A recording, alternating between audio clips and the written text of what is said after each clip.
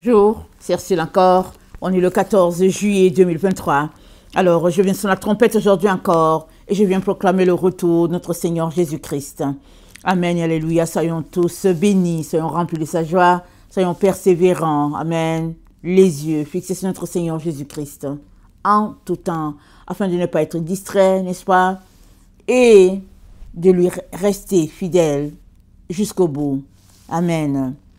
Alors, le cosmos, l'habitat de notre Dieu. Amen. Alors,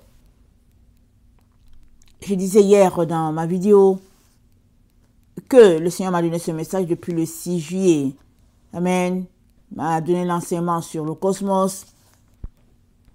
J'étais très enthousiaste, vraiment, de découvrir des nouvelles choses. Et je m'apprêtais à apporter la leçon quand je me suis rendu compte que il y avait un élément qui me manquait et je ne pouvais pas avancer. La leçon était là, mais j'étais toujours dans mes recherches, n'est-ce pas? Mais je ne trouvais pas. Alors j'ai juste dit, ok, je vais continuer de chercher. Alors j'ai continué de chercher ça et là, mais au fait, je ne savais pas très bien ce que je cherchais, mais je savais tout simplement que il y avait quelque chose qui me manquait parce que je n'arrivais pas à arriver au bout de la leçon. Je veux dire, je n'arrivais pas à mettre une conclusion sur la leçon. J'étais toujours insatisfaite. Alors, donc j'ai laissé ça comme ça et j'ai apporté les autres petites vidéos qu'il y avait autour parce que c'était le Seigneur lui-même qui est parti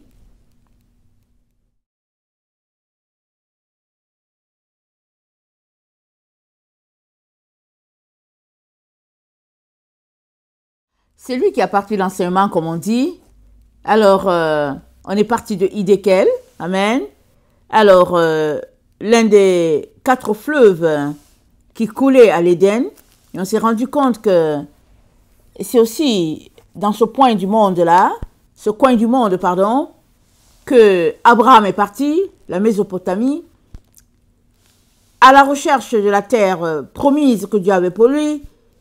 Et on a vu que Méso, ça veut dire milieu, et Tami, ça veut dire rivière. Il est parti de la ville entre deux rivières. Et la ville entre deux rivières, physiquement, c'est la Mésopotamie, l'endroit où il y a eu un logos, un réma qui a été sorti.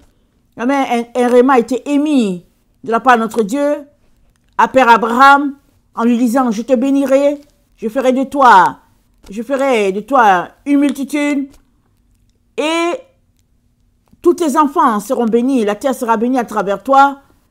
Et d'Abraham, on s'est retrouvé avec Jacob, les 12 patriarches, et finalement, de Jacob, il y a eu l'église de Jésus-Christ qui a été formée à travers une vierge qui a été trouvée, Marie, et finalement, l'église de Jésus-Christ est née, le fruit a été offert, amen, et Jésus-Christ est mort, il est venu, il est ressuscité, il est parti, et nous sommes dans le temps où il revient, et cette fois-ci, pas pour être Sauveur et Seigneur juste en Judée, mais sur toute la terre. Amen.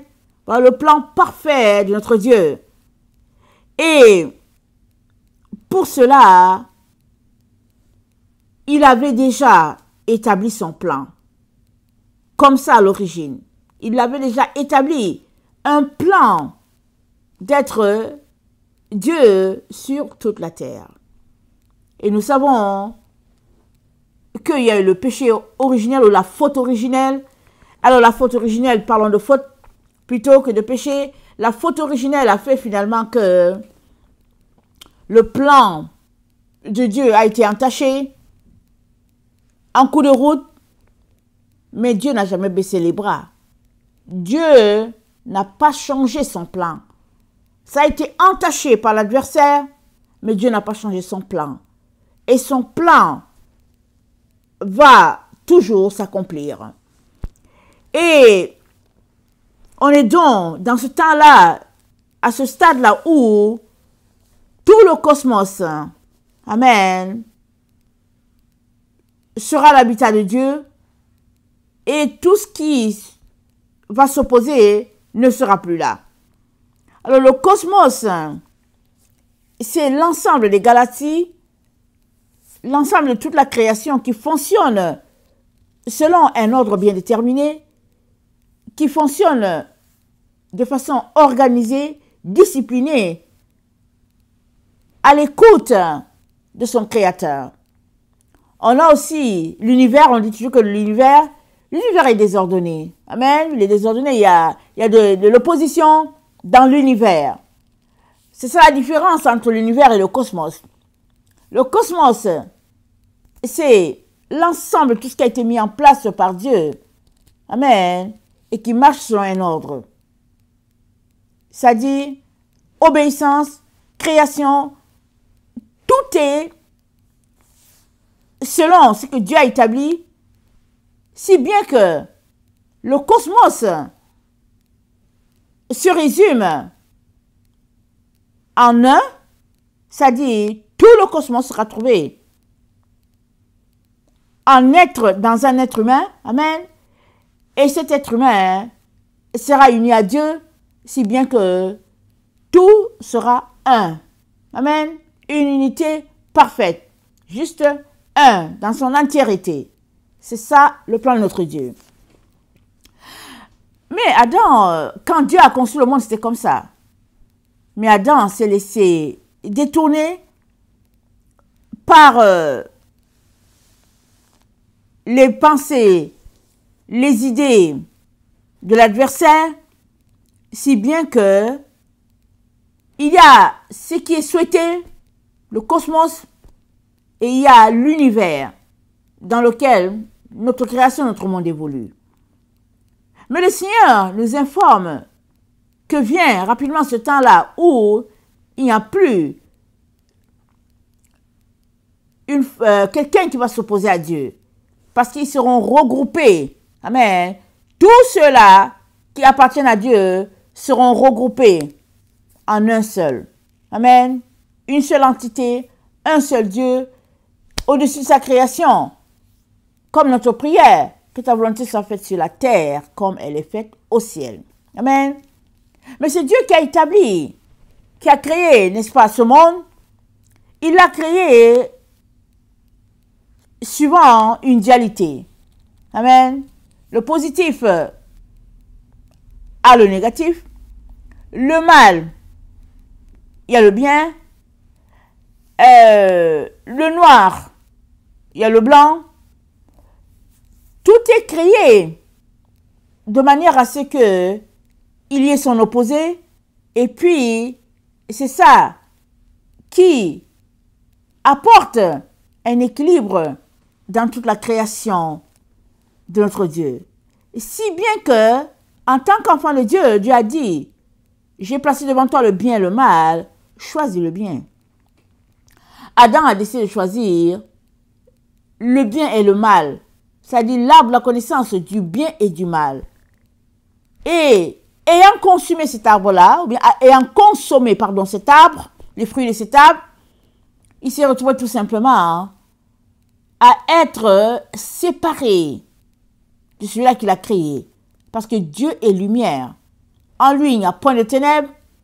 Si tu veux être uni à lui, tu es appelé à marcher dans la lumière, à pratiquer les œuvres de la lumière. Peu importe la pression de l'opposition qui te vient, tu es appelé à demeurer dans la lumière. Alors, dans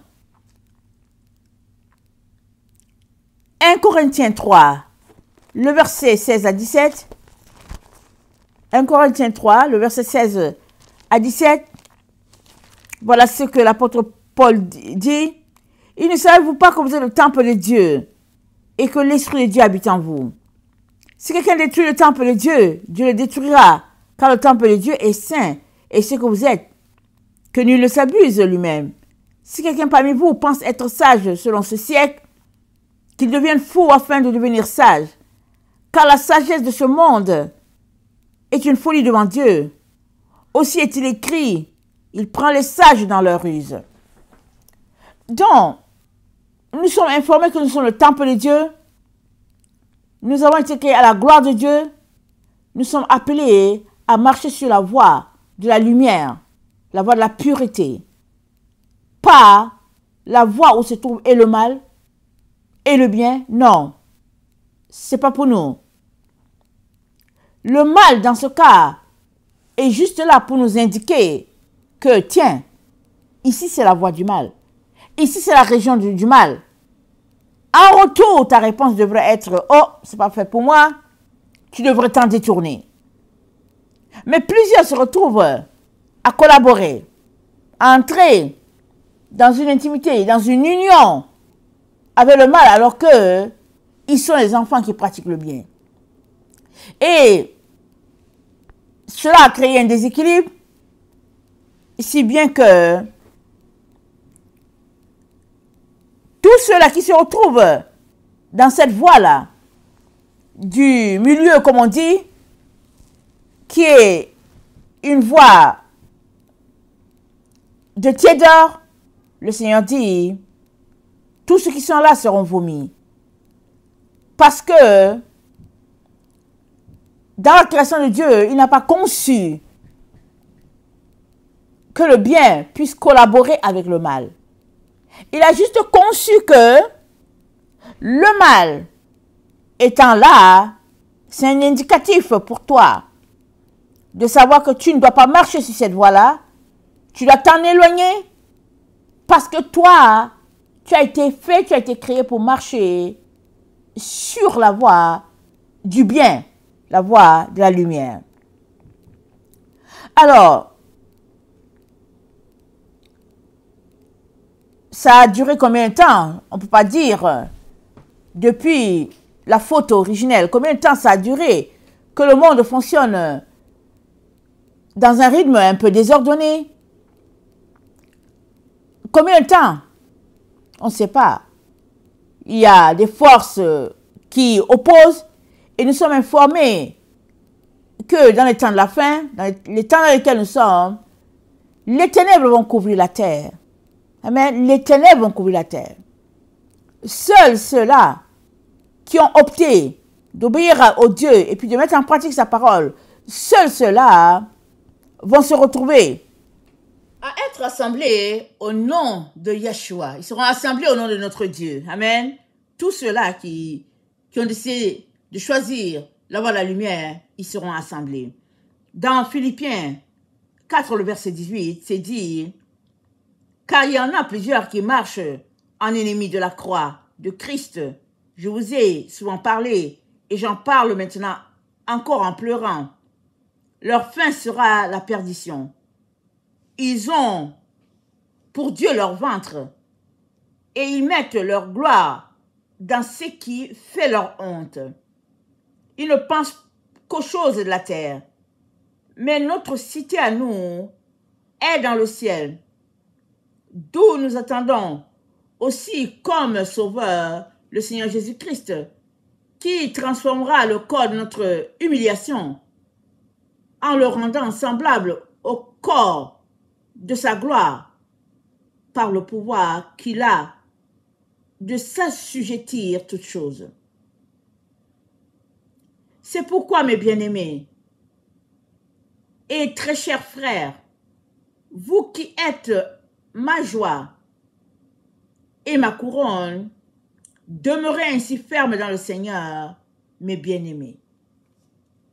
Donc nous sommes encouragés à demeurer fermes dans les temps dans lesquels nous nous trouvons, à opter pour la voie de la lumière, la voie de la vérité, à y demeurer, peu importe les épreuves par lesquelles nous passons. De toutes les manières, c'est à l'épreuve du feu que l'or est testé. C'est à l'épreuve du feu. Alors, si tu refuses l'épreuve, ça veut dire que tu refuses ce que Dieu est en train de faire.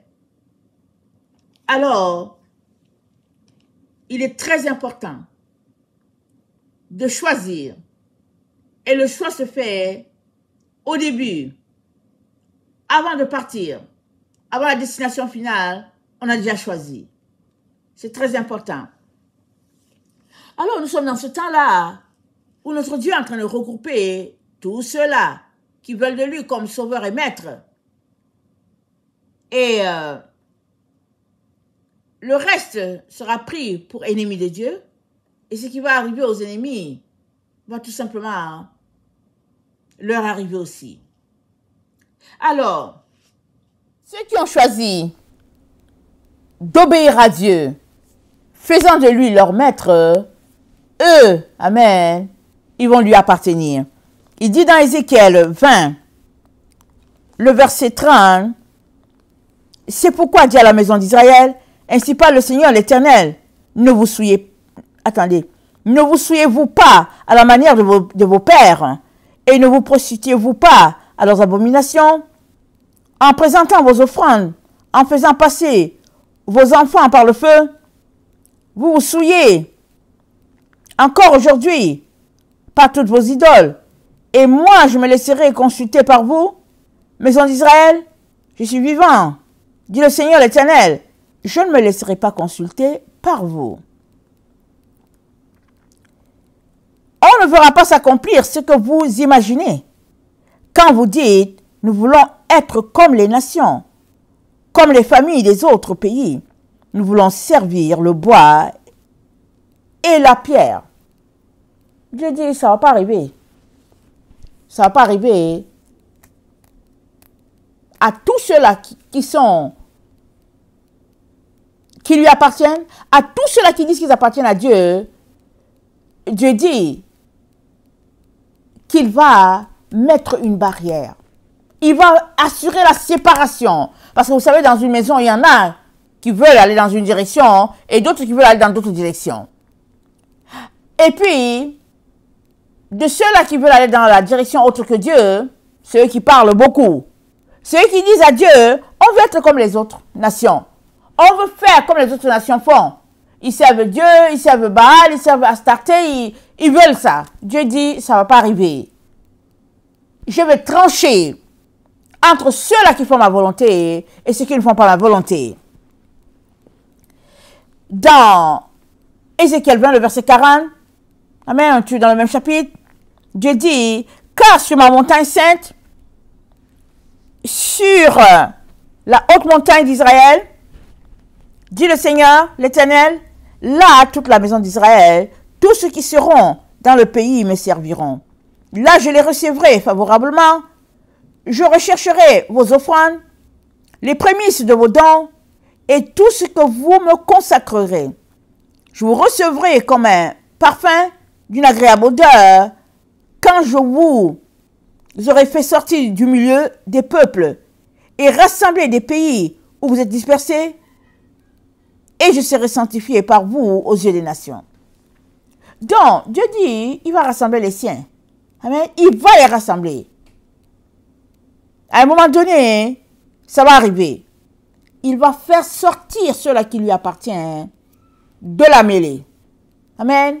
Comme ça, il y aura deux groupes bien distincts. C'est ça. Il y aura le bien et il y aura le mal. Il y aura la lumière et il y aura les ténèbres.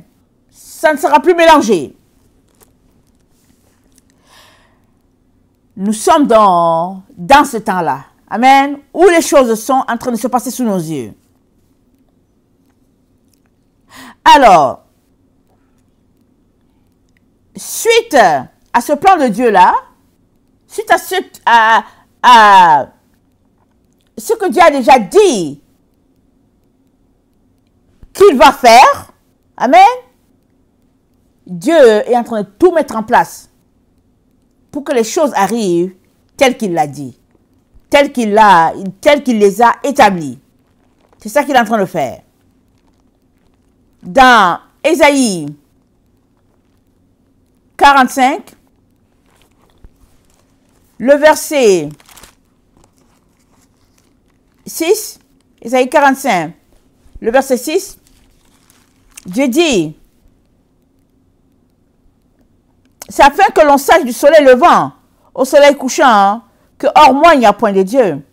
Je suis l'Éternel, il n'y en a point d'autre. Je forme la lumière, je crée les ténèbres.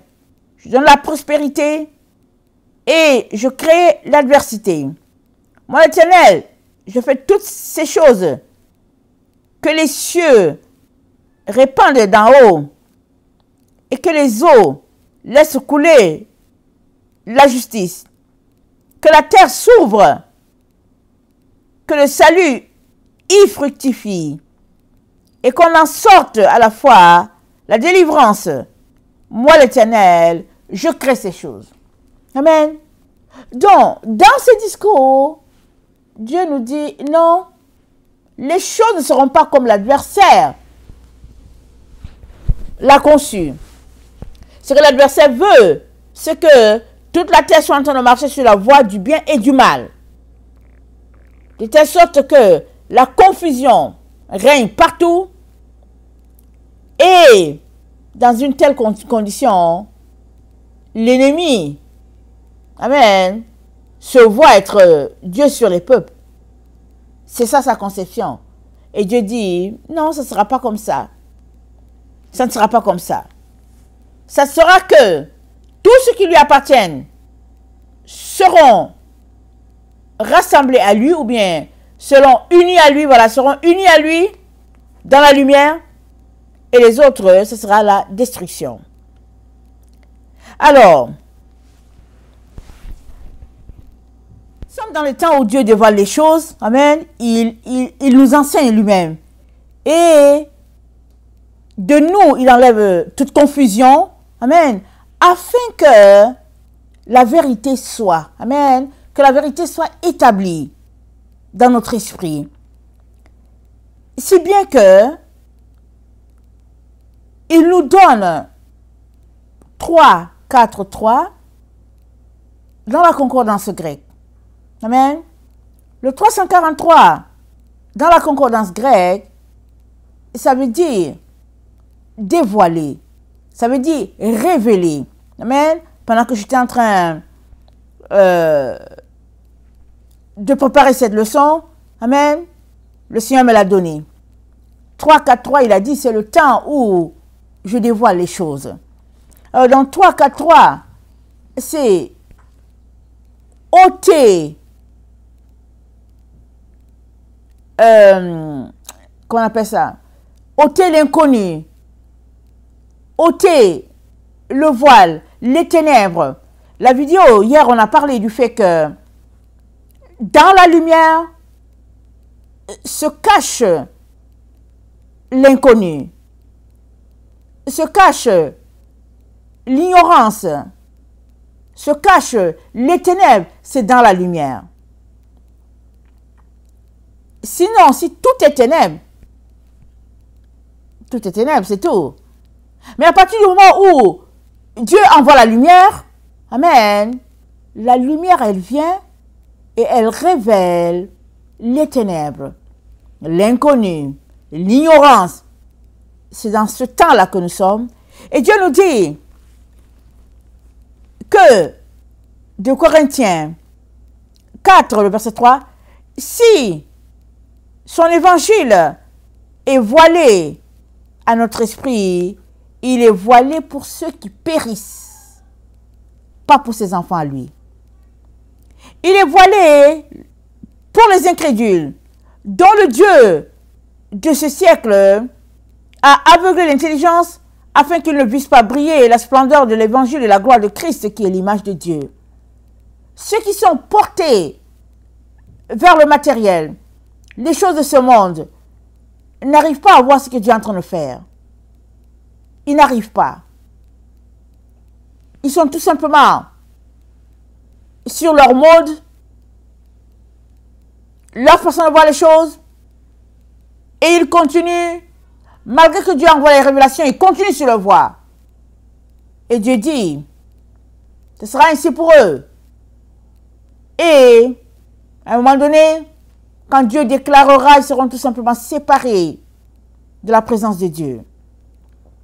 Mais pour ceux-là qui ont accepté d'obéir et qui dépendent de Dieu, l'évangile n'est pas voilé. Et à eux, Dieu continue de révéler les choses, révéler son plan. Il continue d'ôter la confusion dans nos différents esprits afin que nous puissions voir, comprendre comme lui, il l'a établi. Alors,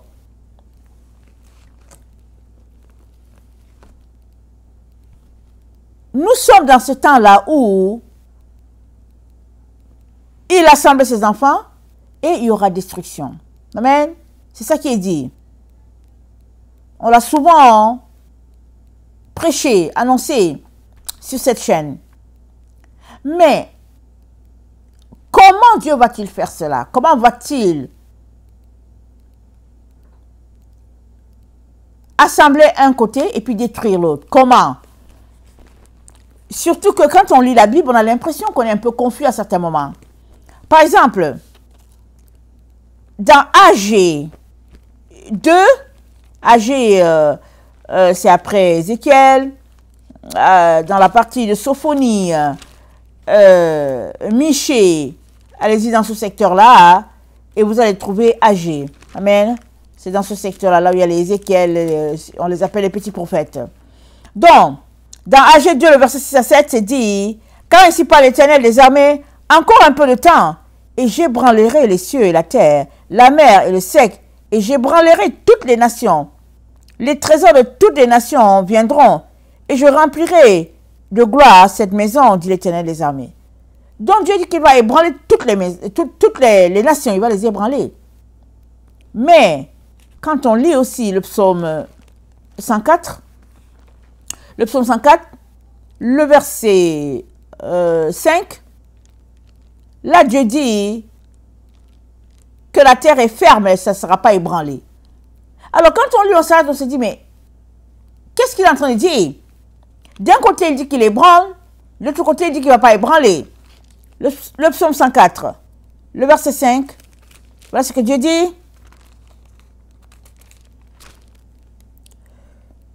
Il a établi la terre sur les fondements, sur ses fondements, hein, elle ne sera jamais ébranlée. La terre est établie sur un fondement, elle ne sera pas ébranlée. Le psaume 96, le verset 10, psaume 96, le verset 10, voilà ce qu'il dit. L'Éternel règne, aussi le monde est ferme, il ne chancelle pas. L'Éternel juge les peuples avec droiture. Que les cieux se réjouissent et que la terre soit dans l'allégresse. Amen. L'Éternel règne et le monde est ferme, il ne chancelle pas. Psaume 97. L'Éternel règne, que la terre soit dans l'allégresse. Que les îles nombreuses se réjouissent, les nuages et l'obscurité l'environnent, la justice et l'équité sont la base de son trône, le feu marche devant lui et embrase alentour les adversaires, ses éclairs illuminent le monde, la terre le voit et tremble, les montagnes se fondent comme la cire devant l'Éternel, devant le Seigneur de toute la terre, et les cieux publient sa justice, et tout le peuple voit sa gloire. Ils sont confus, tous ceux qui servent les images, qui se font gloire des idoles. Tous les dieux se prosternent devant lui. Sion l'entend et se réjouit. Les filles de Juda sont dans l'allégresse à cause des jugements, à cause de tes jugements, ô Éternel. Car toi, Éternel, tu es le Très-Haut de toute la terre. Tu es souverainement élevé au-dessus de tous les dieux. Vous qui aimez l'Éternel, haïssez le mal. Il garde les âmes de ses fidèles. Il les délivre de la main des méchants. La lumière est sémée pour le juste et la joie pour ceux dont le cœur est droit. Juste réjouissez-vous en l'Éternel et célébrez par vos louanges sa sainteté. Donc, nous sommes dans le psaume 97, le verset 11 nous dit, la lumière est sémée pour le juste. Amen. La lumière est sémée pour toi. Si tu es déclaré juste par Dieu. Et qui est le juste? C'est celui qui obéit à Dieu. C'est celui qui ne marche pas selon la vanité de ses pensées. Mais c'est celui qui a choisi de renoncer à lui-même et d'obéir à Dieu. Pas à pas, point après point. C'est le disciple fidèle. Celui-là qui a tout laissé, qui a renoncé à tout pour son Seigneur. Le Seigneur dit de lui, la lumière est sémée pour lui. Voilà pourquoi le Seigneur vient t'éclairer de jour en jour. Pour que tu saisisses son plan et que tu puisses être uni à lui. Amen. C'est ça que le Seigneur veut pour toi. Alors, il nous dit que ce monde est établi, il est fondé sur sa base, sur ce que lui, il a fait, ça ne sera pas ébranlé. C'est ça qu'il est en train de dire.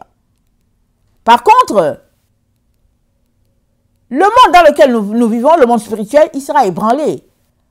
Parce que on se retrouve à marcher, clopin, clopin, amen.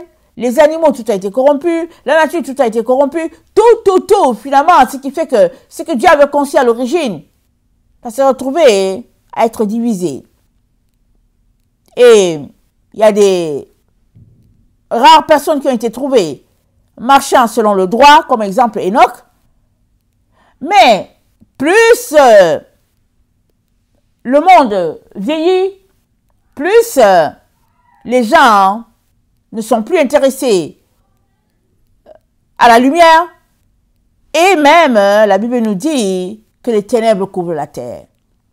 Et la gloire de Dieu se trouve en Israël. Il se retrouve là où Dieu a établi la base, le fondement. Et il nous dit de nous tourner tous par là-bas, si nous voulons sa lumière. C'est ça qu'il nous dit. Et il n'a pas arrêté de nous le dire. Même la vidéo d'hier en parle. Amen. Alors, nous sommes dans cette situation-là où on pense qu'il y a un paradoxe. Il n'y a pas de paradoxe du tout. Il n'y a pas. Parce que Dieu nous dit dans Habakkuk, Habakkuk 2, dans Habakkuk 2, le verset 14 dit, car la terre sera remplie de la connaissance de la gloire de l'Éternel, comme le fond de la mer, par les eaux qui le couvrent. La terre sera remplie de la gloire de l'Éternel, par les eaux. Quelles eaux? La parole de Dieu. La pure parole de Dieu va couvrir toute la terre. Il n'y aura plus les eaux boueuses. Le faux évangile ne restera pas dans la présence de Dieu. Tout sera secoué, tout sera ébranlé. Voilà pourquoi Agé 2, le verset 6 nous dit, « J'ébranlerai les cieux et j'enverrai dans ces lieux les trésors, afin que la maison de l'Éternel soit. » Amen. Donc Dieu parle de deux choses bien distinctes. Tel qu'il a établi la terre et que l'adversaire a voulu que les choses marchent selon le mal, amen, et Dieu a laissé faire, Dieu dit, la terre va demeurer ferme, comme lui, il l'a établi. Les choses ne vont pas marcher selon ce que l'adversaire veut. Et tous ceux-là qui auront suivi la voie de l'adversaire seront tout simplement détruits. L'univers, tel que nous le connaissons, avec des forces de mal qui opposent les plans de Dieu, tout cela, ça sera banni. Et il restera dans la présence de Dieu le monde qui lui obéit, le cosmos. à l'obéissance de Dieu, marchant selon une certaine règle, selon un ordre bien établi, où tout le monde, nature, végétation, animaux, tout être humain, obéissent à leur Dieu, l'être suprême. Tout sera selon un ordre. Le désordre sera banni de la présence de Dieu. Et c'est ça que Dieu vient t'informer. Amen. Alors, c'est là que j'étais. Et je ne savais plus comment continuer. Parce que je me posais des questions, je me disais, ok, d'accord, Dieu m'a démêlé de la confusion. Tantôt, ça sera ébranlé, âgé. Tantôt, ça ne sera pas ébranlé, le psaume. Alors finalement, où est-ce que on est? Où se trouve la voie que Dieu est en train de pointer? Amen. Surtout qu'il y avait le Y qui était là. La voie de gauche, c'était écrit l'adversaire. La voie de droite, c'était écrit Marie. Et finalement, j'étais moi-même dans cette confusion-là. Et puis je me disais, ok, mais comment relier les deux? Parce que j'avais la difficulté. Amen. Je bénis le Seigneur du fait que il nous enseigne. Amen. Et il vient toujours nous éclairer. Amen. Il éclaire les gens qu'il envoie enseigner. Et puis, comme ça, on peut aussi éclairer les autres. Parce que si toi-même qui enseignes, tu ne comprends pas, tu ne peux pas aller plus loin. Amen. Alors, j'étais donc dans la présence de Dieu et il m'a dit, l'élément qui manque, c'est le iode. C'est ça qu'il m'a dit. Parce qu'au fait, j'avais déjà fait des recherches et j'avais encore l'intention de faire. Mais vous savez, la lettre, elle est morte. Amen. C'est la révélation de Dieu qui nous bouge. Amen. C'est par la révélation de Dieu que la lumière vient. Le psaume 119, le verset 130 dit, c'est la révélation de l'Éternel qui éclaire. Tu as beau lire, si Dieu ne te révèle pas sa parole, tu ne vas pas la comprendre. Tu as beau faire des recherches. Si le chaînon manquant n'est pas là, tu ne vas pas saisir ce que Dieu est en train de te dire. Alors, Dieu m'a donné l'enseignement sur le cosmos. Amen. Me montrant que c'est l'ensemble, la galaxie, tout ça là, tout ce qui est uni, marchant dans un certain ordre, obéissant à Dieu, est différent de notre univers où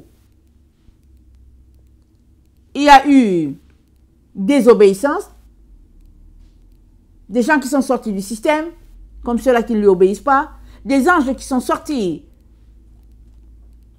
de le service à Dieu pour aller sur leur chemin, et ça a créé ce désordre, si bien que nous sommes dans le temps où Dieu est en train de tout réunir, rassembler en un seul. Et si bien que notre cosmos va devenir la maison de Dieu. C'est tout, parce que tout sera sous un ordre à l'obéissance totale du Créateur. Et tout le cosmos sera rassemblé en un.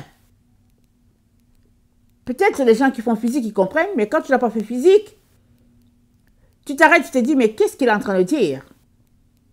Et finalement, le Seigneur m'a dit, c'est à travers le iode que je planifie tout cela. Amen. Dans le iode, amen, c'est la plus petite unité qui est le iota. Amen. Jésus-Christ a dit si quelqu'un, à la fois comme le iode, c'est-à-dire le grain de sénévé, il dira à cette montagne, ôte-toi, jette-toi dans la mer, et puis ça va arriver. Mais le iode, qui est la plus petite unité, amen, c'est notre séphiro, notre arbre séphirotique, n'est-ce pas, qui a 10 boules de lumière. Alors, ça commence par la couronne, et de la couronne, il y a le bina, amen, et il y a le chokma. Alors, j'avais déjà fait une vidéo où, dans certains arbres séphirotiques, on a la couronne, et la deuxième boule, on a le chokma, et la troisième boule, c'est le bina. Dans certains arbres séphirotiques. Moi-même, quand j'étudiais, c'est ce que je faisais. Mais un jour, dans la présence de Dieu, le Seigneur m'a dit, non, le bina, prends-le comme le 2, et le chokma, c'est le 3. Alors, on a l'arbre séphirotique, amen, qui est le 1 qui est la couronne. La deuxième boule, c'est le bina. Bina correspond à la mère, à la sagesse mère, amen. Et la sagesse en union avec le père, ça donne un fruit qui est le chokma. Amen. La sagesse et tout être humain a besoin d'arriver ou bien de partir, voilà, de partir de la sagesse divine, amen, pour décoder tout ce qu'il y a autour de lui. Et de ces 3 boules-là, suivent cette autre, qui sont la justice, la beauté, je pense la rigueur. Je ne les ai pas tous à l'esprit. Finalement, on peut arriver à la dernière boule, qui est le royaume de Dieu, établi en l'être humain. Voilà pourquoi je disais que si nous, les chrétiens, nous avions l'arbre séphirotique sous nos yeux, on allait comprendre depuis longtemps qu'il n'y a pas l'enlèvement. On allait le comprendre. Parce que sur l'arbre séphirotique, tu vois tout de suite que le royaume de Dieu vient s'établir sur la terre. C'est pas en l'air, c'est pas dans l'espace que ça va s'établir. Alors, quand on grandit dans l'église et que on est fidèle aux enseignements de l'église, on sait qu'il y a enlèvement. Jésus-Christ va venir nous enlever. Il va nous amener avec lui. Il va nous enlever, il va nous enlever. Ça, c'est le parler. Mais si tu t'arrêtais pour étudier les Écritures, tu serais à un moment donné dans la confusion. Parce qu'il dit, le royaume de Dieu ne vient pas de manière à frapper le regard. On ne dira pas, il est ici, il est ici. Et il dit, le royaume de Dieu, il est en vous, il est en tous. Alors tu t'arrêtes, tu dis, ok, ça veut dire quoi? Ok, ça veut dire qu'il faut se purifier, d'accord. Mais on part quand? Quand est-ce qu'on part? On veut partir, quand est-ce qu'on part? Jusqu'à ce que tu étudies la base telle que placée en Israël, entre les mains d'Abraham et sa descendance, jusqu'à ce que tu te mettes à étudier cela, tu ne vas pas comprendre. Qu'est-ce que Dieu est en train de dire? Parce qu'il y a eu beaucoup de confusion qui s'est glissée dans l'enseignement des chrétiens. Beaucoup, beaucoup, beaucoup. Alors, dans l'arbre séphirotique, donc, la boule 10, qui est le royaume, nous dit que Dieu vient établir son règne dans l'être humain. Amen. Et c'est la deuxième partie que je suis en train d'expliquer. Dans le cosmos, tel que notre Dieu l'a conçu, c'est que tout l'univers, amen, tel qu'il a créé, amen, les astres, la galaxie, les animaux, les êtres, tout ce qu'il a créé finalement, ça va se retrouver en une seule personne. C'est-à-dire les 10 là, les 10 boules de l'arbre séphirotique vont finalement se condenser pour devenir un seul. Et le un seul, finalement, c'est ça qui est notre cosmos. Et puis finalement, ce un seul-là, amen, sera uni à Dieu, le Créateur, de telle sorte que finalement, il y aura un seul. C'est ça qui est le Tav. Amen. La 22e lettre de l'alphabet. Ne confondons pas les 22 lettres de l'alphabet avec les 10 arbres, avec les 10 boules séphirotiques. Ne confondons pas. Amen. On a besoin de tous les 32 pour étudier les sentiers de lumière. Et petit à petit, Dieu va nous aider. Ok? Moi-même qui vous apporte ça, par la grâce de Dieu, j'ai réussi à comprendre petit à petit. Amen. C'est pourquoi je nous encourage à étudier de telle sorte que quand j'apporte un enseignement, vous avez déjà un peu étudié. Et la lumière vient de plus en plus. Parce qu'on est à la maternelle, à l'âge que nous avons, alors que nous étions supposés connaître ces choses-là depuis longtemps, très très longtemps. Amen. Voilà. Alors, le Tav, donc, qui est la 22e lettre, c'est la marque.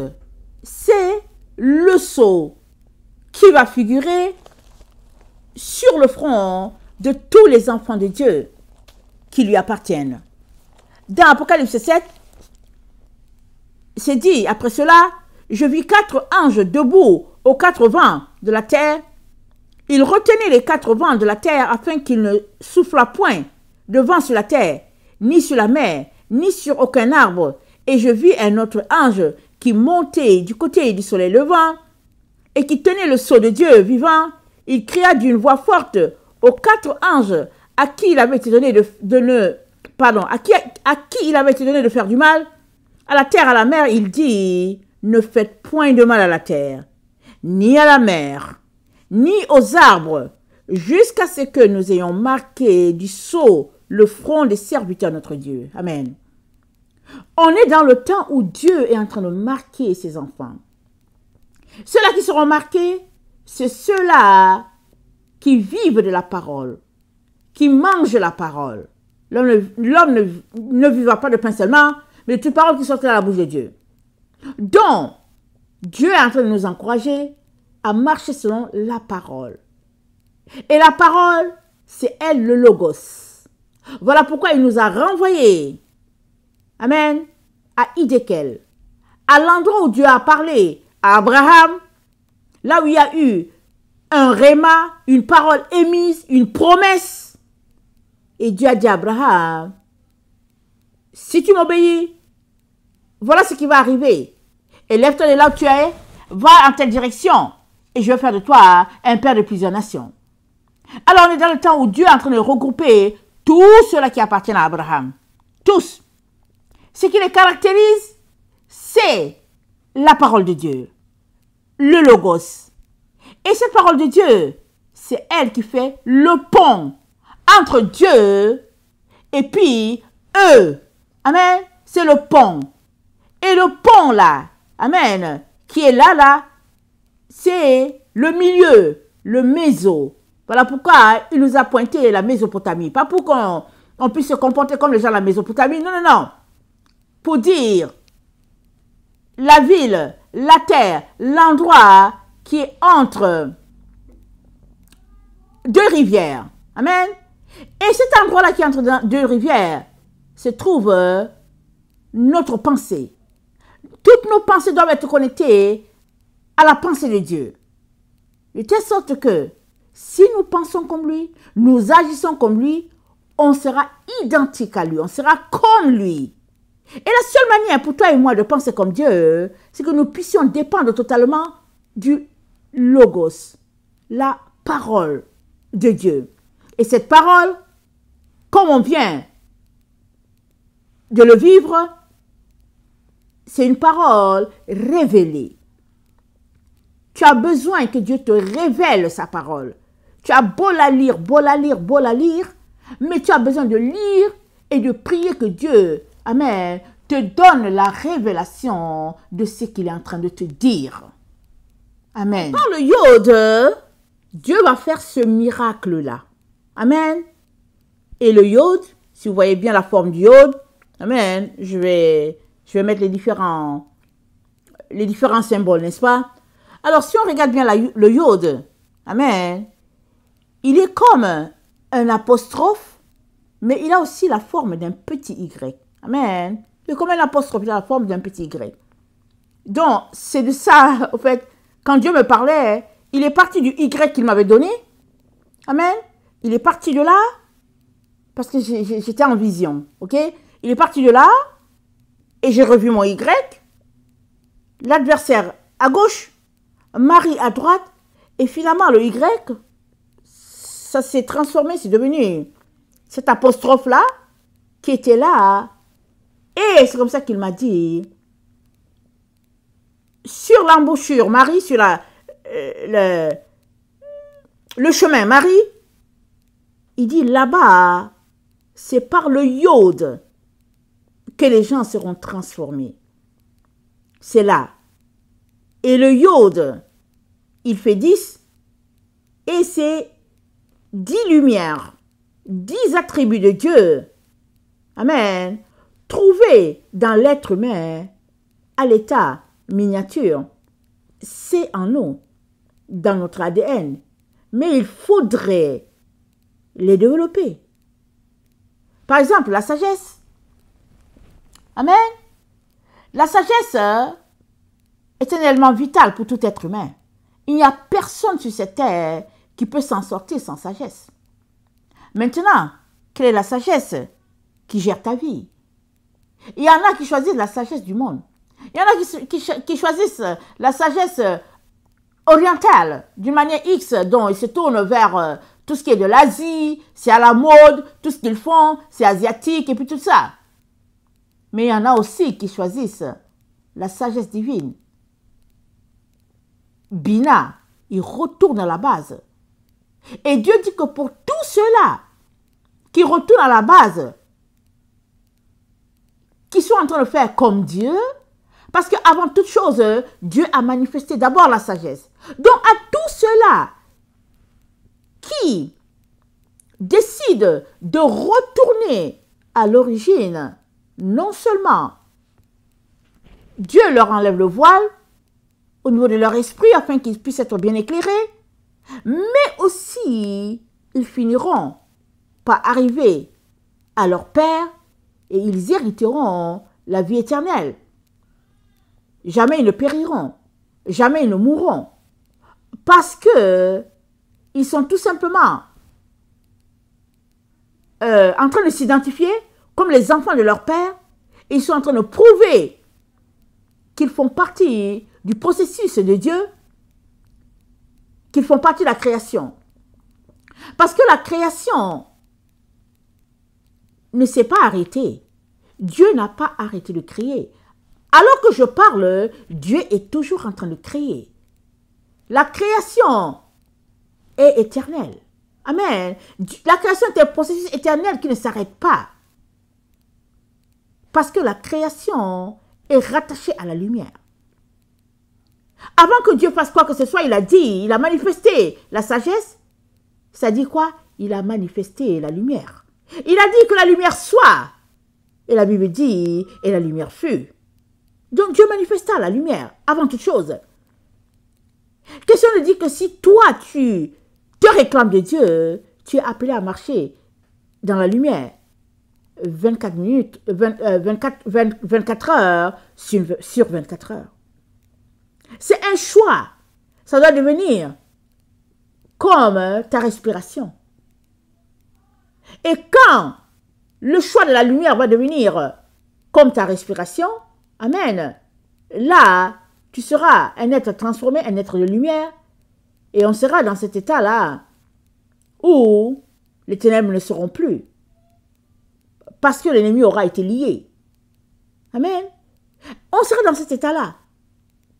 Et tous ceux-là qui sont glorifiés, qui sont plus de ce monde, mais qui se retrouvent à Dieu, baignent dans la lumière constante. Amen. Ils n'ont pas un autre maître, c'est Dieu qui est leur seul maître. Ils n'ont pas d'autre volonté, c'est Dieu qui est leur volonté. Tout est sous le contrôle de Dieu. Donc, tout marche bien sous l'ordre divin. Mais il y a les autres qui sont comme toi et moi, qui sont de ce monde, et qui devront faire le choix, chaque minute, chaque seconde, de marcher selon Dieu, c'est-à-dire de nous unir au cosmos, tel que Dieu l'a conçu. Et il y a aussi les autres qui, au fait, marchent selon leurs intérêts. Quand ça fait leur affaire, ils sont les enfants de Dieu. Quand ça ne fait pas, ils s'en vont du côté là où il y a le mal. Et Dieu dit de ce groupe-là qu'ils seront coupés. Parce qu'il veut un monde ordonné, droit, uni, où la création continue de rouler comme Dieu l'a conçu et où tout baigne dans la lumière, dans la gloire de Dieu. Et Dieu nous dit que c'est possible. C'est possible. Parce que c'est ce que lui, il a conçu. Amen. Et alors que les choses ne sont pas encore arrivées totalement, amen, alors que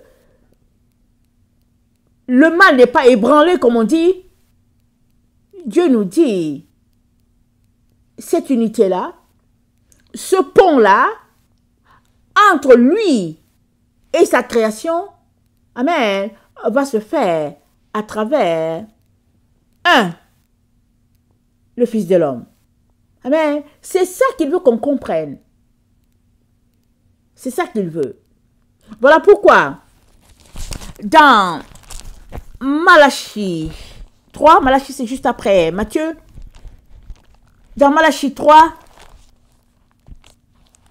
Dieu nous dit, excusez, il s'assira, il fondra et purifiera l'argent. Il purifiera les fils de Lévi. Il les épurera comme on épure l'or et l'argent.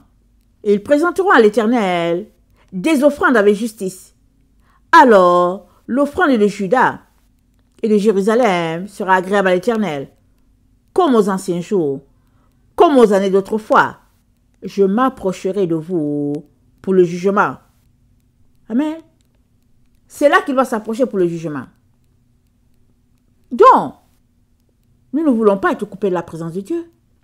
Parce que qui dit jugement, dit sentence. Amen. Il y aura une sentence dans un jugement. Hein. Il y a toujours une sentence. De bon ou de mauvais, il y a une sentence. Et Dieu dit qu'il va s'approcher de nous. Mais d'ici là qu'il s'approche, il nous dit, il va nous épurer, il va nous purifier. Pardon, il va nous purifier. On sera épuré, on sera purifié. Pour ceux-là qui auront choisi la voie de droite, là où c'est écrit Marie, ils seront épurés, ils seront purifiés. Comment?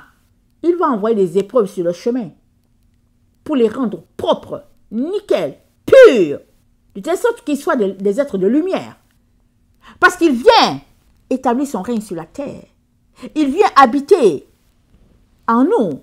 Il a dit à Moïse, bâtis-moi un tabernacle. Amen. Ils me feront un sanctuaire. J'habiterai au milieu d'eux. Je serai leur Dieu, ils seront mon peuple. Dieu n'a jamais changé. C'est ça qui sera. Amen. C'est déjà établi comme ça. Quand Dieu parle, il déclare la chose et il s'est fait. Ça prend le temps que ça doit prendre, mais quand le moment arrive, c'est ça. Et nous sommes dans le temps où toutes ces choses vont s'accomplir. Et nous aurons l'éternité, un temps infini pour vivre dans la présence de Dieu à tout jamais. Mais pour que ce temps infini soit le tien, il faudrait que tu aies dit bye-bye à la voie du mal. Et c'est là la différence entre les différents Jésus. Voilà pourquoi le Y que Dieu nous a donné il y a peut-être 2 semaines, c'est qu'il y a une voie où c'est Jésus, mais c'est écrit l'adversaire. Parce que là-bas, le Jésus qui est là-bas, il est un Jésus fonction des hommes, fonction de l'ennemi. Un Jésus fait à l'image de l'homme, fait à l'image de notre société, fait à l'image de notre culture, de notre siècle. Un Jésus bonasse, avec toutes sortes de doctrines, de théories, selon les différentes dénominations, un Jésus qui n'a rien à voir avec le fils de Marie. Voilà la raison pour laquelle, sur la branche de droite, notre Seigneur a bien écrit Marie. Parce que Jésus, c'est le fruit d'un arbre. L'arbre, c'est Marie. Et cet arbre-là, c'est Bina. Il faudrait bien comprendre la sagesse de Dieu. Bina, c'est la mère, c'est la sagesse mère. Alors, on va pas s'asseoir pour dire oui, pourquoi est-ce que c'est Marie? Tout ça. Anyway, elle a vécu avant nous. Les choses de Dieu, on ne les comprend pas. Tout. On ne sait pas. Tout ce que Dieu est en train de dire, tout ce qu'il est en train de faire, on ne comprend pas tout. Mais quand il vient nous expliquer les choses et qu'il nous révèle ce qu'il est en train de faire, ne nous mettons pas à contester. Comme si nous on connaît, comme si on veut nous prouver quelque chose. Non. Disons-le plutôt, Père, enseigne-moi, je ne comprends pas. Nous sommes la génération qui avons hérité de valises de mensonges. Tellement de mensonges incroyables. Ce que nous devons faire, on nous dit de ne pas faire. Ce qu'on ne doit pas faire, on nous dit c'est ça qu'il faut faire. Si bien que chacun vit sa chrétienté comme il entend. Les gens s'habillent comme ils veulent, ils parlent comme ils veulent, ils font tout ce qu'ils veulent. Et ils disent qu'ils sont sous la grâce. Et c'est là où l'ennemi a réussi à drainer plusieurs qui aimaient Jésus. L'ennemi a réussi à les drainer en enfer. Parce qu'ils ont un Jésus vraiment qui n'a rien à voir avec la sainteté de Dieu, avec la sagesse de Dieu, avec l'étiquette de Dieu. Leur Jésus, on ne sait pas d'où il sort. Voilà pourquoi Jésus-Christ a dit aux pharisiens, il y a un qui viendra en son nom, vous allez l'adorer. Et qui vient en son nom? C'est l'adversaire. Voilà pourquoi sur notre Y, sur la branche de gauche, c'est écrit l'adversaire. Amen. Alors, pour revenir à ce que nous disons, dans le psaume 104, excusez que la leçon soit un peu longue, mais c'est important de comprendre les principes de Dieu. Amen. Alors, dans le psaume 104, c'est dit ceci. Mon âme bénit l'Éternel. L'Éternel, mon Dieu, tu es infiniment grand. Tu es revêtu d'éclat et de magnificence. Il s'enveloppe de lumière comme d'un manteau. Il étend les cieux avec un pavillon. Il forme avec les eaux le fait de sa demeure. Il prend les nuées pour son char. Il s'avance sur les ailes du vent. Il fait des vents ses messagers, des flammes de feu ses serviteurs. Il a établi la terre sur ses fondements. Elle ne sera jamais ébranlée. Tu l'avais couverte de l'abîme, comme d'un vêtement. Les eaux s'arrêtaient sur les montagnes. Elles ont fui devant ta menace. Elles se sont précipitées à la voix de ton tonnerre. On va s'arrêter là. Alors, Dieu a couvert la terre de l'abîme. Amen. La terre était couverte de l'abîme quand Dieu l'a formée. Et il a déclaré que la lumière soit, et la lumière fut. C'est dit quoi? La terre était informe et vide, l'Esprit de Dieu se mouvait au-dessus. Et Dieu dit que la lumière soit, et la lumière fut. Donc, l'abîme, c'est-à-dire les ténèbres, les eaux profondes, amen, font partie du système de création de Dieu. Amen. Parce qu'il y a des abîmes, parce qu'il y a les profondeurs, les ténèbres, l'inconnu, l'ignorance, il envoie sa lumière pour que tu puisses être éclairé et que tu reçoives sa révélation. Maintenant, si tu ne veux pas, c'est ton choix. Mais si tu veux, il va te conduire. Et de toi jaillira les sources d'eau vive. Pas des sources polluées, pas des sources amères. Amen. Et qu'est-ce qu'on vient de lire? C'est dit au verset 7. Elles ont fui devant ta menace. elles se sont précipitées à la voix de ton tonnerre.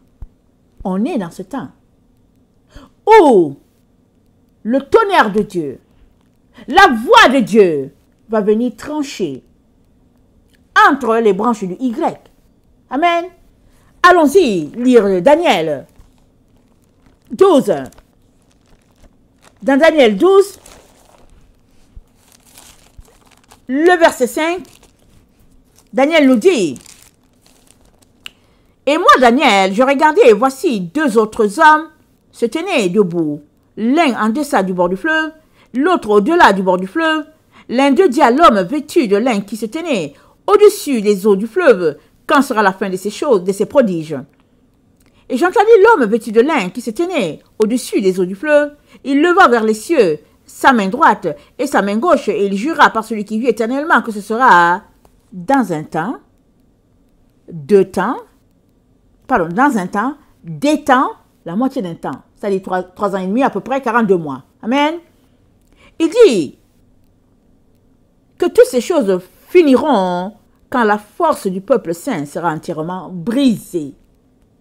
On est là, dans ce dernier tour de 42 mois. On est là, là-dedans, où Dieu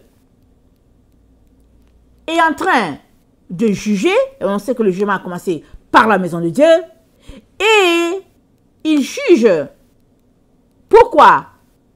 Pour établir son règne sur la terre. Et son règne, c'est quoi? C'est un règne de lumière. Pas un règne d'obscurité et de lumière. Pas un règne d'obscurité, mais un règne de lumière. C'est ça le règne de Dieu. Alors, Daniel a vu les choses à l'avance. Il était troublé. Et l'ange lui dit, il entend les deux hommes qui parlent, l'un en deçà, l'autre de là. Nous savons que le fleuve, c'est la parole de Dieu. Mais le fleuve aussi, c'est la séparation entre le ciel et la terre, parce que c'est les eaux. Les eaux d'en haut ont été appelées ciel et ceux d'en bas ont été appelés terre.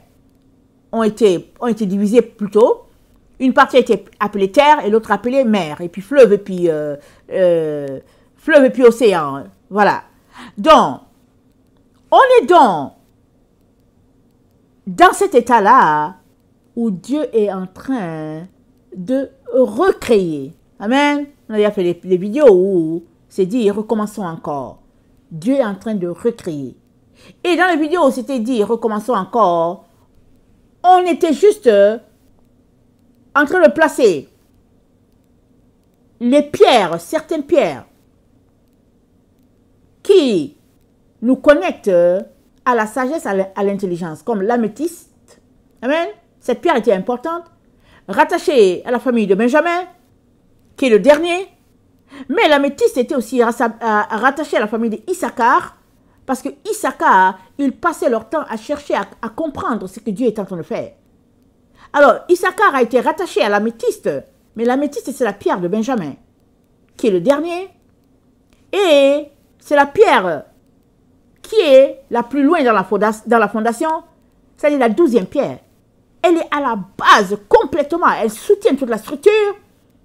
Pourquoi? Parce qu'elle est rattachée à l'intelligence. Elle est rattachée au Bina.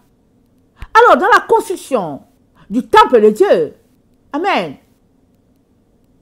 seront inscrits dans la Nouvelle Jérusalem tous ceux-là qui auront choisi de construire comme Dieu l'a établi. C'est-à-dire la sagesse à la base, mais pas la sagesse de ce monde. La sagesse divine. Le Bina. Amen. Et chaque chose spirituelle a un sens. Dieu ne fait pas les choses au hasard. Ça a toujours un sens. Et il nous dit que Bina, c'est Marie. C'est ça qu'il nous dit. Soit tu prends, soit tu refuses. Et si tu refuses, c'est ton choix. Mais un jour, tu te tiendras devant lui et tu lui diras pourquoi tu as refusé. Et certainement, tu lui expliqueras la création comme tu le conçois. Ce qui est dommage, c'est que devant Dieu, tu es aussi petit qu'un grain de sel, tout petit. Donc avant de tout envoyer en éclat, avant de se tenir devant Dieu avec son orgueil et son arrogance pour démontrer je ne sais pas quoi, avant d'avoir cette attitude, viens d'abord les genoux au sol, dans l'humilité la plus totale, commence à pleurer pour demander pardon, afin que Dieu ait pitié de toi. Amen, afin que Dieu ait pitié de toi. L'attitude fait la différence. Alors, nous avons le texte de Daniel 12, mais nous avons aussi celui-là d'Apocalypse 10 qui confirme Daniel 12. Amen. Alors, c'est dit, et je vis un autre ange puissant qui descendait du ciel, je suis dans Apocalypse 10, le verset 1. Enveloppé d'une nuée, au-dessus de sa tête était l'arc-en-ciel, et son visage était comme le soleil, et ses pieds comme des colonnes de feu. Il tenait dans ses mains un petit livre ouvert. Il posa son pied droit sur la mer, son pied gauche sur la terre. Il cria d'une voix forte, comme rugit un lion. Quand il cria, les 7 tonnerres firent entendre leur voix. Et quand les 7 tonnerres eurent fait entendre leur voix, j'allais écrire et j'entendais du ciel une voix qui disait « Celle ce qu'on dit les 7 tonnerres, ne l'écris pas. » Et je viens déjà te dire que ça c'était dans le temps de Jean, et je viens de te dire qu'on est dans le temps où la révélation est. Amen. Tout est révélé. Il n'y a plus rien de caché. Alors si toi tu restes là en disant que oui, on a dit de ne pas révéler, on a dit de ne pas révéler, ce sera dommage pour toi. Mais si tu dis, Seigneur, on est dans le temps où il y a la révélation, comme il vient de nous dire, le 343 dans la concordance grecque, c'est ça qu'il vient de dire là, pendant que j'étais en train de monter la leçon. Alors, on est dans le temps où les choses sont révélées. Maintenant, si tu dis, Seigneur, les choses sont révélées, je ne comprends pas, viens me révéler ta vérité, il va venir t'éclairer. Amen, parce qu'il veut que tu comprennes. Il veut que tu saisisses le temps dans lequel nous sommes, parce que nous sommes dans l'urgence des temps. On est dans le temps où Dieu est tout simplement en train de finaliser tout ce qu'il avait établi, tout ce qu'il avait dit de sa bouche qu'il allait faire. Dans ce temps de jugement. Amen. Alors, verset 5. Et l'ange que je voyais debout sur la mer et sur la terre leva sa main droite vers le ciel et jura par celui qui vit au siècle des siècles, qui a créé le ciel et les choses qui y sont, la terre et les choses qui y sont, la mer et les choses qui y sont,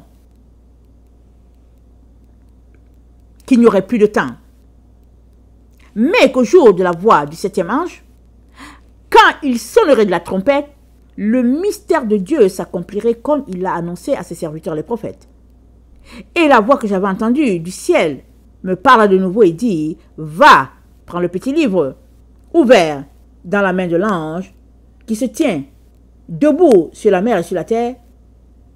Et j'allai vers l'ange en lui disant de me donner le petit livre.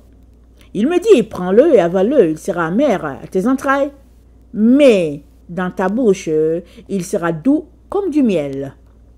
Je pris le petit livre de la main de l'ange et je l'avalai. Il fut dans ma bouche doux comme du miel, mais quand je lui avalai, mes entrailles furent remplies d'amertume. Puis il me dit, il faut que tu prophétises de nouveau sur beaucoup de peuples, de nations, de langues et de rois. Amen. Alors le livre, c'est la parole de Dieu, la parole révélée. Amen. C'est la révélation de quelque chose. Le livre, ce n'est pas toute la Bible, mais c'est la révélation de quelque chose. Et ce quelque chose, c'est quoi? C'est la doctrine de Christ. C'est la révélation de ce que Dieu a établi à l'origine.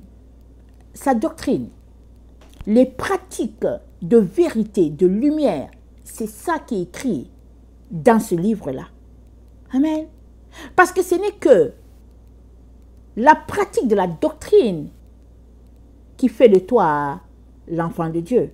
Ce n'est pas parce que tu dis que tu suis Jésus que tu es enfant de Dieu. C'est parce que tu pratiques ce qu'il a dit. Et ce qu'il a dit, ce n'est pas ce que les hommes disent qu'il a dit. C'est pas ce que les hommes ont envoyé en disant que oui, chez nous, c'est comme si, chez nous autres, c'est comme ça. Non. Le livre contient la véritable doctrine établie depuis l'origine. Une adoration sans faille au Dieu créateur, adorer Dieu en esprit et en vérité. Amen. Et Dieu nous apporte ces enseignements-là parce que ce n'est que quand tu seras un avec ton Dieu que tu pourras lui apporter une adoration, une louange qui lui sied. Amen. Parce que tu auras fait tomber de toi tout ce qui est ténèbres, tout ce qui est lourdeur, tout ce qui est ignorance, tout ce qui est confusion. Tu auras enlevé ça de toi. Comment? Par tes pratiques, par les paroles de ta bouche, par les choix de par ton choix de vie. Ce n'est que comme ça que tu pourras t'unir. Amen.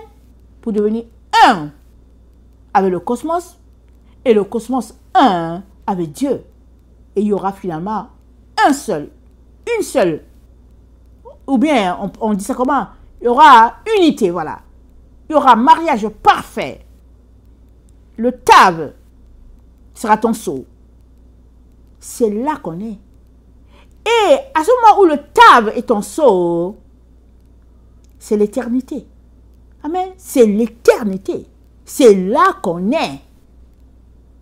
On est à la verge de l'éternité. On est exactement là, à la verge de l'éternité. C'est ça que Dieu veut que nous comprenions, nous ses enfants, hein, et que nous puissions laisser ces choses-là qui nous gardent captifs. On court après le matériel. On court après, je sais pas comment on court après les choses qui nous éloignent de Dieu. Dieu nous dit, cherchez-moi, on court pour chercher l'or. Dieu nous dit, marchez selon ma parole, on marche selon les philosophies des démons. Dieu nous dit, pratiquez ma parole, on court après les voitures et des maisons et puis des choses qui nous séparent de Dieu. Dieu nous dit, comprenez-moi, arrêtez-vous, comprenez ce que je vous dis. Mais non, on cherche juste à dépasser l'autre dans le matériel. Mais toutes ces choses-là nous séparent de Dieu. Tu es uni soit au matériel, soit à Dieu. Tu ne peux pas être uni à Dieu, le matériel avec. Non. Le matériel sera donc ce qui te séparera de Dieu. Ou bien, le logos sera ce qui t'unira à Dieu. C'est ton choix. Amen. C'est ton choix. Alors, je continue avec la leçon. Alors, Dieu étant juste, le créateur de toutes choses, amen, il a conçu à l'origine que le cosmos et Dieu, ou bien il a conçu qu'il y ait une paix entre le cosmos et Dieu. Pour le moment, nous savons que l'univers est débalancé à certains moments où la nature se met en agitation et finalement c'est la destruction. On entend des tsunamis, des phénomènes terribles, même dans l'espace, des choses vraiment que Dieu n'a pas conçues. Et ça, c'est pourquoi Dieu a réussi à m'aider à comprendre la différence entre l'univers et puis le cosmos. Le cosmos, c'est là où il règne une paix entre Dieu et sa création. Un état de paix, un état complet, un état où on ne désire rien, un état d'éternité, c'est tout. Alors, donc Dieu a conçu ça dans son plan. Ça a été entaché par l'adversaire. Et puis, comment l'adversaire a réussi à l'entacher? C'est parce que Adam a laissé ses pensées être envahies par la voie que lui proposait l'ennemi. Parce que c'est par nos pensées que l'ennemi nous éloigne de Dieu. C'est par nos pensées. Alors, tant et aussi longtemps que tu gardes ton focus sur Jésus, tu resteras en connexion avec ton Dieu, marchant sur la voie de la vérité, recevant ses révélations, choisissant de laisser le monde et allant de transformation en transformation. Tant que tu fais ça, tu es uni à Dieu. Mais si tu refuses de faire cela, tu vas plutôt être uni du côté gauche, là où il y a l'adversaire. Et comme dit dans la vidéo d'hier, il vient rapidement à ce temps-là où tu ne pourras plus traverser d'un bord à l'autre. Tu resteras pris dans ton côté gauche avec l'adversaire. Et tu seras détruit. Et la voie que Dieu utilise pour détruire, le tonnerre, le feu. C'est ça qu'on vient de lire, Apocalypse 10. On vient de lire cela. Par son feu, Dieu va détruire tout ce qui l'oppose. Végétation, humain, tout sera détruit. Tout cela qui va à l'encontre de Dieu, ça sera détruit. Et Pierre nous le dit dans son épître. Je vais lire cette partie pour que vous puissiez saisir ce que Dieu est en train de dire. Dans 2 Pierre 3, le verset 10, Pierre dit, « Le jour du Seigneur viendra comme un voleur. En ce jour, les cieux passeront avec fracas, les éléments embrasés se dissoudront, et la terre avec les œuvres qu'elle renferme sera consumée. Puisque donc toutes ces choses doivent se dissoudre, qu'elles ne doivent pas être la sainteté de votre conduite et de votre piété. Tandis que vous attendez et hâtez l'avènement du jour de Dieu, à cause duquel les cieux enflammés se dissoudront et les éléments embrasés se fondront, mais nous attendons selon sa promesse de nouveaux cieux, une nouvelle terre, où la justice habitera. C'est pourquoi, bien-aimés, en entendant ces choses, appliquez-vous à être trouvés par lui, sans tache et irrépréhensible dans la paix. Amen. Appliquez-vous à être trouvés, sans tache et irrépréhensible. Ça, c'est notre part. Nous avons du travail à faire. C'est pas vrai que quand on finit notre journée de travail, on vient prendre la télécommande, on s'assoit devant la télévision et on zappe et on se dit oui, je me repose. C'est pas devant la télévision que tu te reposes. C'est pas devant la radio que tu te reposes. C'est pas sur Internet, devant Internet, devant ton écran que tu te reposes. Tu te reposes dans la présence de Dieu, dans sa parole. Parce que si tu te reposes devant tes différents écrans, que ce soit la télévision, Internet, et puis je sais plus quoi, ton ordinateur, peu importe, tu es tout simplement en train de marcher selon l'adversaire. Tu ne seras pas uni à Dieu. Tu seras détruit, banni de sa présence. Banni de sa présence. Dieu ne veut pas cela pour toi. Et il vient, il te donne des avertissements, des enseignements, parce que c'est son amour pour toi. Ne t'arrête pas pour dire que, oh oui, c'est compliqué, quand je m'en vais pour étudier, je ne comprends rien aux choses là, israélites, je ne comprends pas et tout. Ne dis pas ça. Fais un autre type de prière. Dis, Seigneur, aide-moi à comprendre l'alphabet. Comment tu as fait pour écrire ton A, et puis ton B, et puis ton C que tu écris là? Comment tu as fait? C'est vrai que tu avais peut-être 4 ou 5 ans, mais fais-le encore. Maintenant que tu as 40, 50 ans, et puis 30 ans, ou bien 60, 70, fais-le.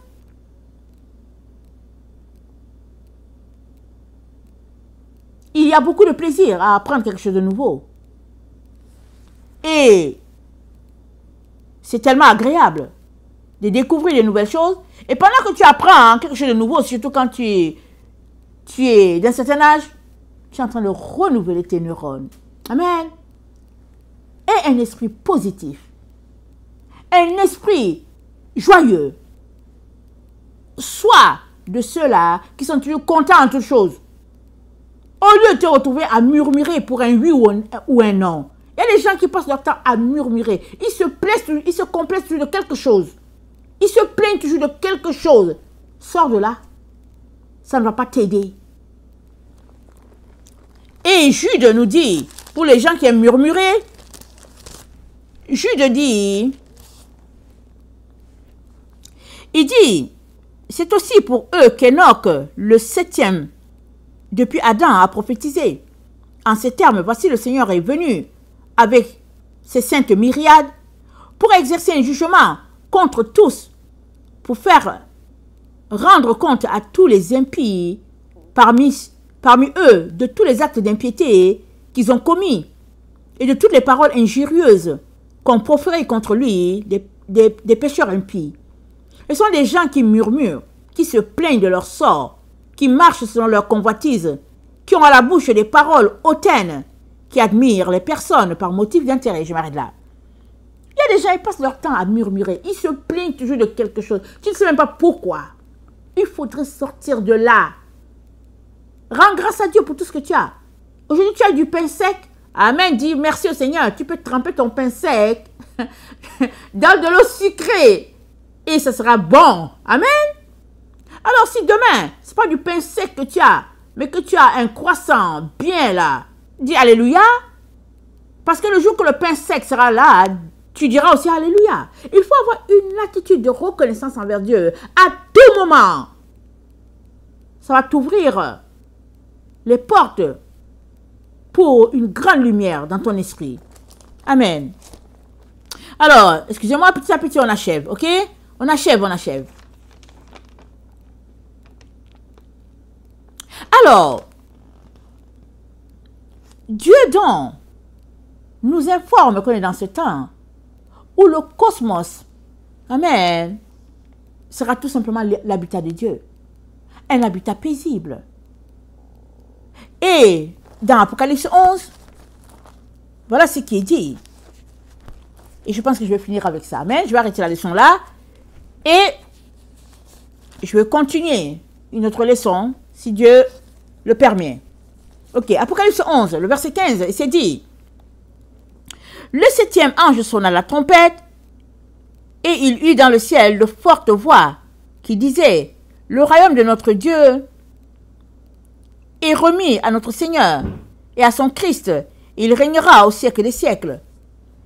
Et les 24 vieillards qui étaient devant Dieu sur leur trône, qui étaient assis devant Dieu sur leur trône, se prosternèrent sur leur face et adorèrent Dieu, en disant, nous te rendons grâce, Seigneur, Dieu Tout-Puissant, qui était, de ce que tu as saisi ta grande puissance et pris possession de ton règne.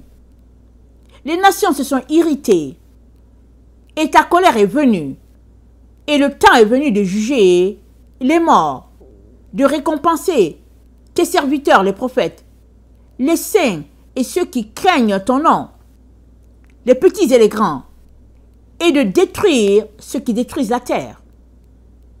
Et le temple de Dieu dans le ciel fut ouvert, et l'arche de son alliance apparut dans son temple.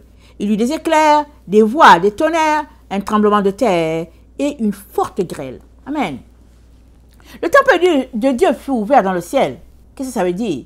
Ça veut dire le temple de Dieu fut ouvert dans le cosmos. Amen. Il fut tout simplement ouvert pour les enfants de Dieu. Amen. Et le temple de Dieu, c'est quoi? C'est dit dans Apocalypse 22. C'est dit... Attendez. J'aimerais qu'on lise le texte de Apocalypse 21 avant celui de Apocalypse 22, dont c'est dit ceci, Apocalypse 21. Puis je vis un nouveau ciel et une nouvelle terre, car le premier ciel et la première terre avaient disparu et la mer n'était plus. Et je vis descendre du ciel d'auprès de Dieu la ville sainte, la nouvelle Jérusalem, préparée comme une épouse qui s'est parée pour son époux. Et j'entendis du trône une forte voix qui disait, voici le tabernacle de Dieu avec les hommes. Il habitera avec eux. Ils seront son peuple. Et Dieu lui-même sera avec eux. Il essuiera toute larme de leurs yeux et la mort ne sera plus. Il n'y aura plus ni deuil, ni cri, ni douleur, car les premières choses ont disparu. Et celui qui était assis sur le trône dit, voici, je fais toutes choses nouvelles. Et il dit, écris, car ces paroles sont certaines et véritables. Il me dit, c'est fait. Je suis l'alpha et l'oméga, le commencement et la fin. À celui qui a soif, je donnerai de la source de l'eau, de la vie gratuitement. Celui qui vaincra héritera de ces choses. Je serai son Dieu et il sera mon fils. Amen. Donc, on a ici la même situation que dans Apocalypse 11, le verset 19. Dans Apocalypse 11, le verset 19, c'est dit que le tabernacle de Dieu dans le ciel fut ouvert. Mais au fait, le ciel, c'est un état de paix, un état où règne la perfection, un état où Dieu est celui qui est celui qu'on respecte. C'est-à-dire au ciel, il n'y a pas d'opposition. Au ciel, tout est selon ce que Dieu a établi. Tout est selon la parole de Dieu et c'est tout. Alors le ciel, c'est le cosmos, là où la paix règne, l'unité totale, parfaite entre Dieu et sa créature. Et quand on dit sa créature, ça regroupe les animaux, la végétation, tout ce que Dieu a créé avec les astres, tout, la galaxie, tout, un état parfait d'obéissance. Un état où les astres, les humains, les animaux, la végétation, tout marche selon l'ordre préétabli. Amen. Tel que Dieu l'a fixé, sans opposition. Amen. Et c'est ce que Dieu veut pour nous qui nous réclamons de lui. Tu ne peux pas dire que tu appartiens à Dieu et tu l'opposes. Comme les anges déchus qui ont quitté la présence de Dieu pour refaire ce qu'ils voulaient. Ils sont venus en direction des hommes, ils ont épousé des filles sur la terre et finalement ils ont perverti toute la race. Et c'est comme ça qu'on a les Néphilim, les géants, parce que des êtres célestes sont venus cohabiter avec des êtres terrestres. Et dans Apocalypse 22, nous sommes informés, au verset 5, qu'il n'y aura plus de nuit. Ils n'auront besoin ni de lampe, ni de lumière, parce que le Seigneur Dieu les éclairera et ils régneront au siècle des siècles. Et au verset 7, c'est dit, et voici, je viens bientôt, heureux qui gardent les paroles de la prophétie de ce livre. Donc, le Seigneur nous enseigne sur ce que nous devons faire pour pouvoir garder la présence de Dieu et nous retrouver dans cette unité parfaite-là entre Dieu et sa créature. Et comme récapitulatif, quand le Seigneur m'avait donné l'enseignement sur le cosmos, comme je l'ai dit, il y avait quelque chose que je ne comprenais pas, que je ne saisissais pas, si bien que depuis le 6 juillet, je n'ai pas apporté la vidéo. Je dis on est le 14, c'est-à-dire 8 jours plus tard, j'apporte la vidéo, mais il y a 3 jours, le Seigneur m'a dit l'élément manquant entre le cosmos, la leçon du cosmos que tu as reçue, et le fait que tu attends, il dit l'élément manquant, c'est le iode. Alors le iode, c'est vrai que le iode, ça correspond au grain de sénévé, ça correspond à une mesure de foi, comme le Seigneur a dit, mais quand il m'a dit l'élément manquant, c'était le iode, c'est le fait que Dieu suprême, l'être puissant, notre Créateur, vient s'unir à l'être humain par le iode. La plus petite unité, la plus petite mesure qui contient les attributs de Dieu se trouve dans le iode. Et si nous nous mettons à étudier notre arbre séphirotique, amen, c'est-à-dire ça c'est la petite version de l'arbre de vie, si nous nous mettons à étudier l'arbre séphirotique et à pratiquer tout ce que les différents sentiers nous recommandent, amen, nous allons nous retrouver à être purifiés, sanctifiés, ressemblant à l'image que Dieu attend de nous en tant qu'humains. Alors, si tu dis que tu es de Dieu, tu es appelé à te sanctifier, à te purifier. Et les êtres humains, comme ils ont coupé l'église d'Israël, ils sont retrouvés à faire tout ce qu'ils voulaient.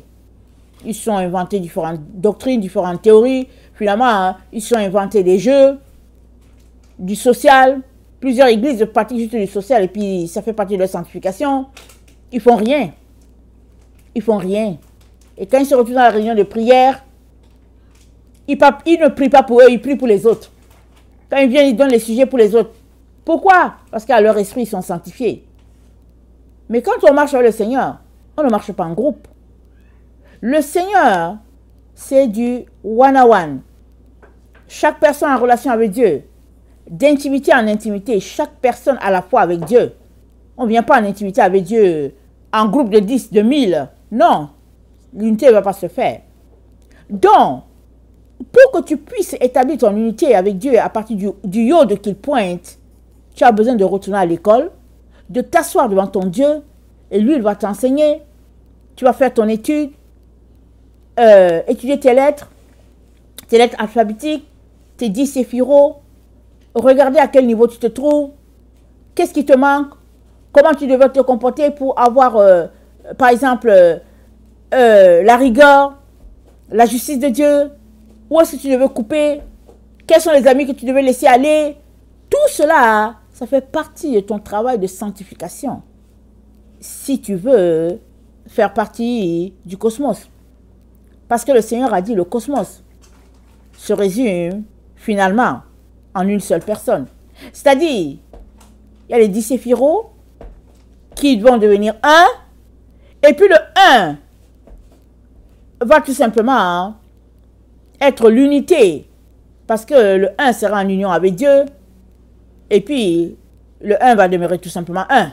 C'est-à-dire que Dieu, en relation avec sa créature, et c'est ça que Dieu attend, pour que ce monde qu'il a créé soit tout simplement une unité totale, parfaite, une lumière.